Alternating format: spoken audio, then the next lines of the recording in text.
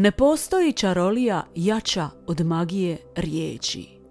Bog je stvorio čovjeka na svoju sliku i sličnost. Obdario ga je kreativnim mislima o sebi, mislima koje imaju moć materijalizacije i čije su mogućnosti beskrajne. Obraćajući se svemoćnom Bogu, Ocu univerzuma, uz pomoć iscijeliteljskih misli, svaka osoba može vratiti zdravlje i imati dušu i fizičko tijelo u potpunom skladu s Božjom informacijom. Kreativne misli o sebi jače su od svih elemenata prirode.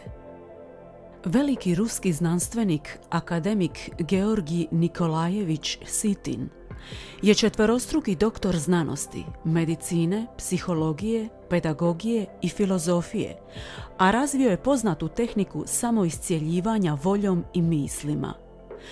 Posvetivši više od 60 godina terapijskoj praksi, uspio izliječiti gotovo 100.000 ljudi.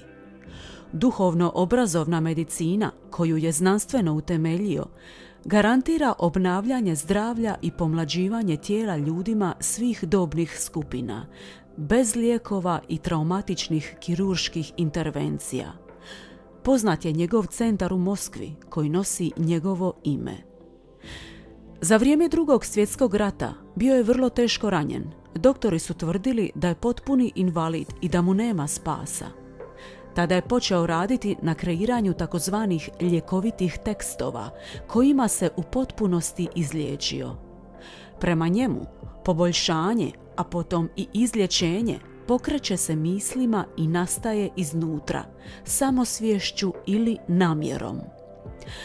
U 50-ak svezaka svojih znanstvenih dijela dao je 20.000 tekstova za samoprogramiranje i iscijeljenje organizma, tekstova koji nas kroz autosugestiju snagom naše volje liječe tijekom čitanja ili slušanja.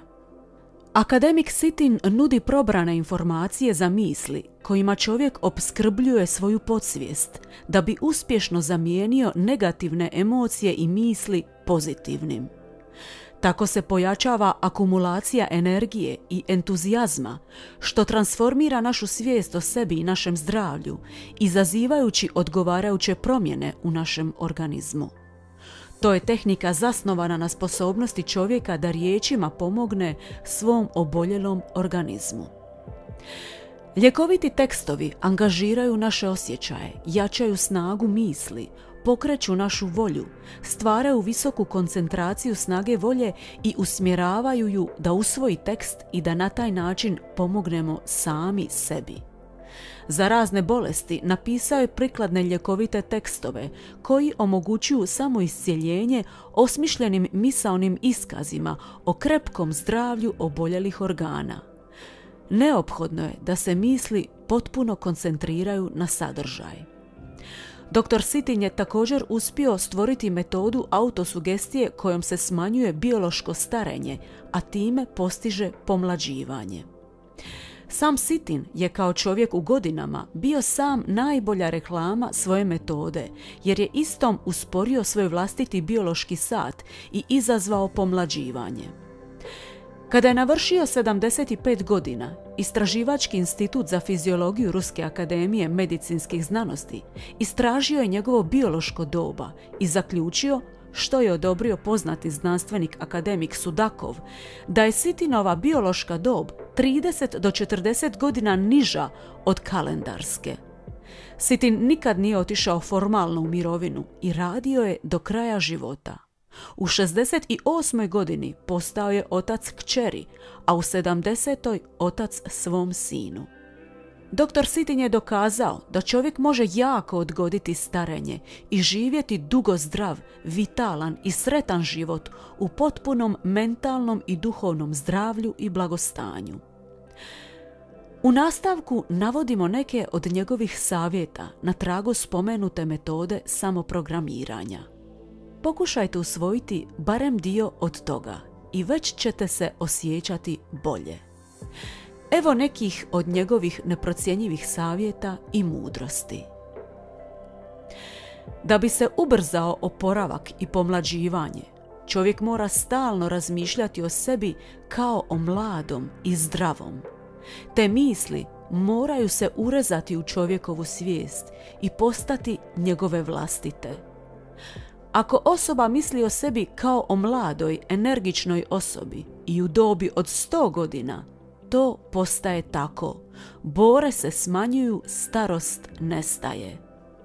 Neki ljudi čitaju moje kreativne misli o ozdravljenju i pomlađivanju kao da su formalnost, ali i dalje misle o sebi kao o staroj i bolesnoj osobi. Takvi se ljudi žale na svoje nevolje, ne razumijevajući njihove razloge. A razlog je taj što i dalje razmišljaju o sebi kao o bolesnoj osobi, staroj osobi i tako sebe čine takvima. Pojednostavnite svoje navike, odbacite sve što vaš život komplicira. Prisjetite se svoje omiljene pjesme i pjevajte je svakodnevno, više puta. Važno je kretanje, jednostavno šetanje i to svakodnevno. Obična gimnastika koja je ugodna vašem tijelu. Važno je barem kratko druženje s ljudima koji su vam dragi. Odbacite sve negativne misli, tako da ih jednostavno pustite da prođu, a ne da se borite s njima. Neka prođu, neka idu. Budite umjereni u svim konzumacijama. Trebate znati reći sebi kada je dosta, a da u sebi ostavite dobar osjećaj. Slušajte sebe. Ujutro pozdravite sebe i poželite si sve najbolje. Može i uvečer. Gledajte svoja posla. Ne bavite se onim što vas se ne tiče. Sve ima svoj tijek. Ako sretnete mlade ili djecu, poigrajte se s njima, uživajte. Šutite ako niste o ničem upitani. Riječ je moć i kada govorite, govorite sa smislom. Budite svjesni svrhe sadržaja onog što kažete. Pažljivo slušajte druge, jer su vjerojatno blizu vas zato da vam nešto važno kažu. Nešto što trebate čuti. Dajte drugima više nego što očekuju i to s radošću. Kad dajete, ne očekujte ništa za uzvrat. To će se već vratiti kasnije i na nekoj drugoj strani. Niti rasipnost, niti škrtost, nego zlatna sredina.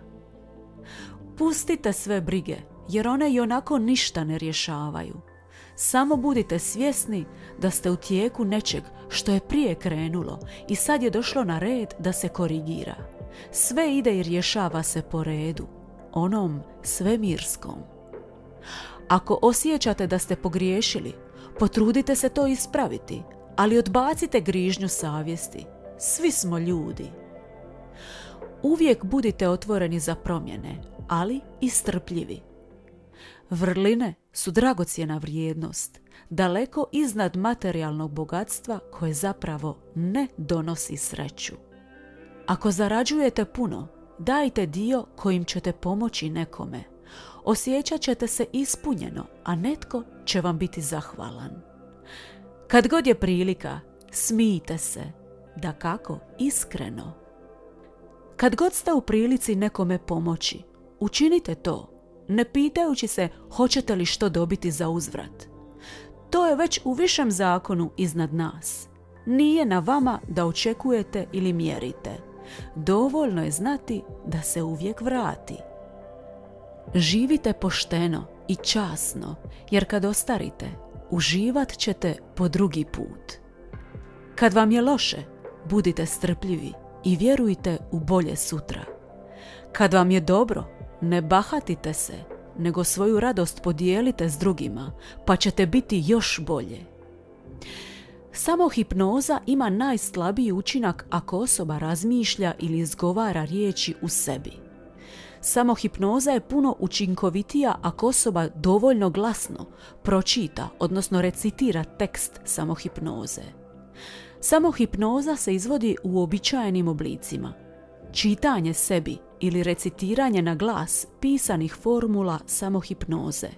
Recitiranje iz sjećanja ili preslušavanje audio zapisa. Najmoćniji oblik samohipnoze je razraditi osobne formule za samohipnozu s idejama, što zahtijeva više aktivnosti i značajne voljne napore. Razrada takvih formula za samohipnozu s prikazima sastoji se u činjenici da osoba pokušava čvrsto, živo zamisliti konkretne životne situacije i svoje postupke koji odgovaraju sadržaju formule samohipnoze. Ovaj oblik samohipnoze je definitivno najučinkovitiji. Zbog mojih ideja o kreativnim razmišljanjima uhićen sam 3 puta, zatvaran, o meni su se pisali podrugljivi feljtoni, prikazujući me kao luđaka, neprijatelja naroda. 16 puta sam izbačen s posla. U potrazi za poslom proputovao sam cijelu zemlju. Taj se progon nastavio pola stoljeća, ali nisu me mogli slomiti, jer stvaralačke misli jače su od sudbine, jače od svih elemenata prirode. Nadvladao sam sve, ozljede, bolesti i pola stoljeća progona i starosti, kako bih vam dao kreativne misli kao lijek od svih nevolja, bolesti i starosti i naučio vas da uvijek mislite na sebe kao na talentiranu, snažnu, mladu, energičnu osobu, punu zdravlja, čiji je cijeli život pred njom. Dr. Sitin. Ako vam se svidio ovaj sadržaj, pretplatite se na naš Atma kanal. Ne zaboravite kliknuti na ikonu zvona kako ne biste propustili nijedan novi video.